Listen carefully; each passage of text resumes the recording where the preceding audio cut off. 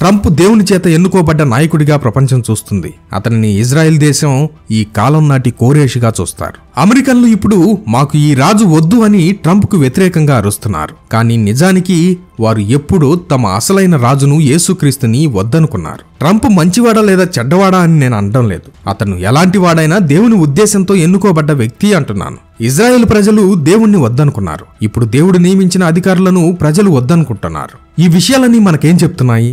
ఇవేదో లోకానికి సంబంధించిన రాజకీయ వార్తలు అనుకుంటే మనం పొరపాటు పడినట్లే. వార్తలన్నింటిలో కొన్ని లేఖన నెరవేర్పు విషయాలు కూడా మన కళ్ళ ముందు జరుగుతున్నాయి.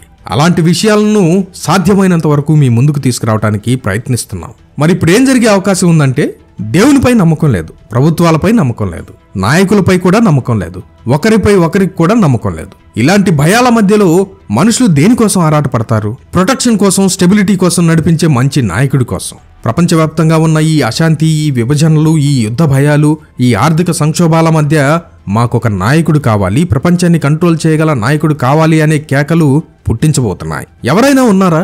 ఈ గొడవలన్నీ ఆపగల నాయకుడు ఎవరైనా ఉన్నారా?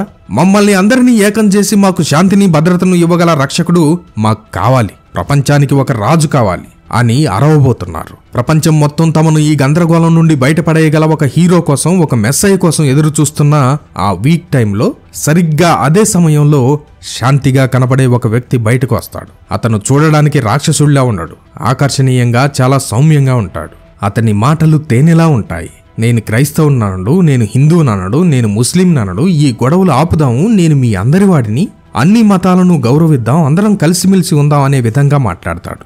అతను ప్రపంచ నాయకుల ముందు నిలబడి అసాధ్యం అనుకున్న శాంతి ఒప్పందాలపై సంతకాలు చేయిస్తాడు. అతను ఆర్థిక నిపుణుల ముందు నిలబడి కుప్పకూలిన ప్రపంచ ఆర్థిక వ్యవస్థను తిరిగి నిలబెట్టే ప్రణాళికను ప్రకటిస్తాడు. ప్రపంచ సమస్యలన్నిటికీ టెక్నాలజీతో పరిష్కారాలు చూపిస్తాడు. అతని మాటల వలలో ప్రపంచం చిక్కుకుంటుంది. అతను అద్భుతాలు చేస్తే ప్రజలు ఆశ్చర్యపోతారు. నెమ్మదిగా ప్రపంచమంతా అతన్ని చూసి ఒకరితో ఒకరు ఇలా అనుకోవటం మొదలు పెడతారు. బహుశా ఇతనేనేమో మనం ఎదురు చూస్తున్న శాంతిమూర్తి అయిన క్రీస్తు, ఇతనేనేమో మనకు కావలసిన రాజు అని వారి ఆరాధన, వారి నమ్మకం, వారి భవిష్యత్తు అన్నీ అతని పాదాల దగ్గర పెడతారు. వారంతా అతనికి దాసోహం అంటారు.